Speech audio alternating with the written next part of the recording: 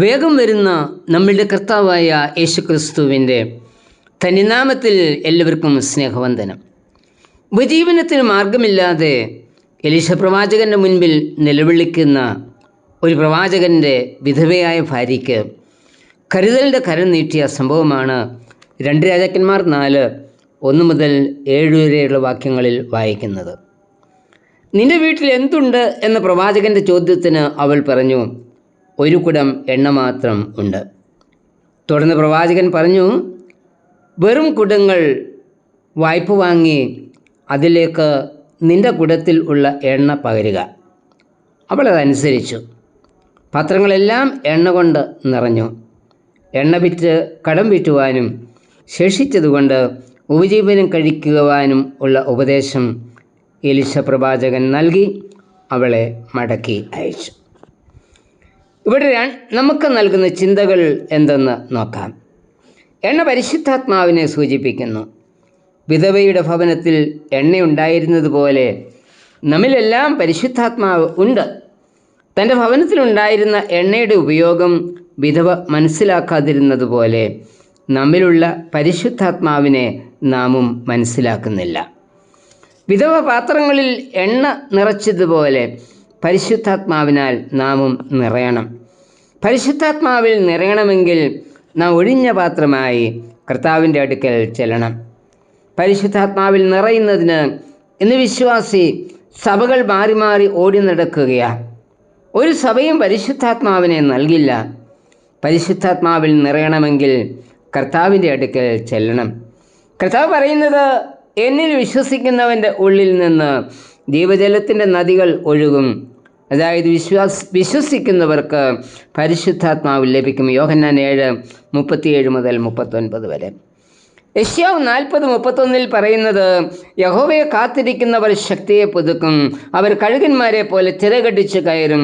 തളർന്നു പോകാതെ ഓടുകയും ക്ഷീണിച്ചു പോകാതെ നടക്കുകയും ചെയ്യും. ദൈവം ക്ഷീണിച്ചിരിക്കുന്നവനെ ശക്തിപ്പെടുത്തുന്നത്, ബലമില്ലാത്തവനെ ബലപ്പെടുത്തുന്നത് യെശയ്യാവ് 40:29 വാക്യത്തിൽ പറയുന്നുണ്ട്. ഒഴിഞ്ഞ അവസ്ഥയിൽ കർത്താവിൻ്റെ അടുക്കൽ ചെല്ലണം. മാളികമുറിയിൽ കൂടിയിരുന്ന അപ്പോസ്തലന്മാരെ പരിശുദ്ധാത്മാവിൽ നിറച്ചവൻ, അന്ന് തന്നെ 3000-ലധികം പേരുടെ മേൽ ആത്മാവിനെ നൽകിയവൻ, നമ്മെയും ആത്മാവിൽ നിറയ്ക്കുവാൻ ശക്തനാണ്. നിറയണമെങ്കിൽ ഒരു കണ്ടീഷനുണ്ട്. ഒഴിഞ്ഞ പാത്രമായി ഞാൻ ഏതുമില്ല ഒന്നുമില്ല എന്ന മനോഭാവത്തോടെ കർത്താവിൻ്റെ അടുക്കൽ ചെല്ലണം.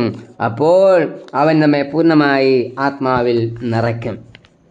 പ്രവാചകൻ്റെ ഉപദേശം കേട്ട വിധവ പാത്രങ്ങൾ ശേഖരിച്ച് വീടിനുള്ളിൽ മക്കളോടൊപ്പം കടന്ന് വാതിൽ അടച്ചു. 2 രാജാക്കന്മാർ 4:5. പരിശുദ്ധാത്മാവിൽ നിറയുന്നതിന് ഓടി നടക്കണ്ട. പിന്നെയോ വീടിനുള്ളിൽ കയറി കതകടച്ച് കുടുംബത്തോടൊപ്പം ദൈവസന്നിധിയിൽ ഇരിക്കണം. വാതിൽ അടയ്ക്കുക എന്നത് നമ്മുടെ എല്ലാ ചിന്തകളെയും മാറ്റിവെച്ച് കർത്താവിൻ്റെ അടുക്കൽ ഇരിക്കണം. ഇവിടെ പാത്രങ്ങൾ നിറഞ്ഞു കഴിഞ്ഞപ്പോൾ അമ്മ പറയുന്നത്, ഇനിയും പാത്രങ്ങൾ കൊണ്ടുവാ എന്ന്. ഇനി ഒഴിഞ്ഞ പാത്രങ്ങളില്ല എന്ന് പറയുമ്പോൾ എണ്ണയുടെ ഒഴുക്കും നിന്നു. എണ്ണ ഇല്ലാത്തത് കൊണ്ടാണോ? അല്ല. പിന്നെയോ ഒഴിഞ്ഞ പാത്രങ്ങൾ ഇല്ലായിരുന്നു. കർത്താവ് ഇന്നും പരിശുദ്ധാത്മാവിനെ നൽകുന്നുണ്ട്. എന്നാൽ നാം ആത്മാവിൽ നിറയുന്നില്ല. എന്താ കാരണം? ഉള്ള അവസ്ഥയെ സമ്മതിച്ചുകൊണ്ട് ഒഴിഞ്ഞ പാത്രമായി കർത്താവിൻ്റെ അടുക്കൽ ചെല്ലുവാൻ തയ്യാറാകുന്നില്ല എന്നതാ. പാത്രത്തിൽ നിറഞ്ഞ എന്നുകൊണ്ട് വിധവയായ സ്ത്രീ ആദ്യം തൻ്റെ കടം വീട്ടി. ശേഷിച്ചതുകൊണ്ട് ഉപജീവനം കഴിച്ചു. പരിശുദ്ധാത്മാവിനെ പ്രാപിച്ചവർ ആദ്യം കടം വീട്ടണം. നമുക്കൊരു കടമുണ്ട്, വചനം പ്രസംഗിക്കുവാനുള്ള കടം.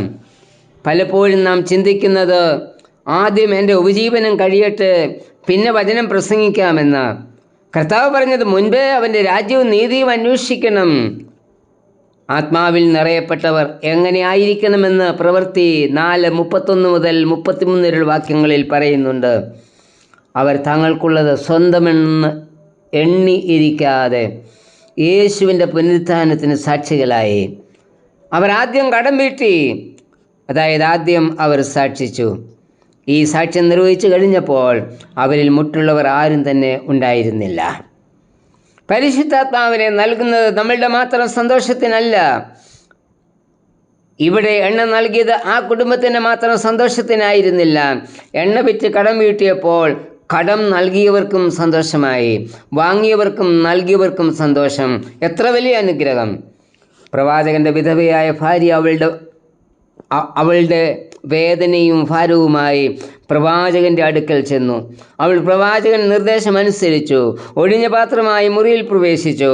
അവളുടെ പാത്രങ്ങൾ എണ്ണയാൽ നിറഞ്ഞു. അവൾ തൻ്റെ കടം വീട്ടുകയും തുടർന്ന് ഉപജീവനം കഴിക്കുകയും ചെയ്തു. അവളുടെ സന്തോഷം പൂർണ്ണമായി.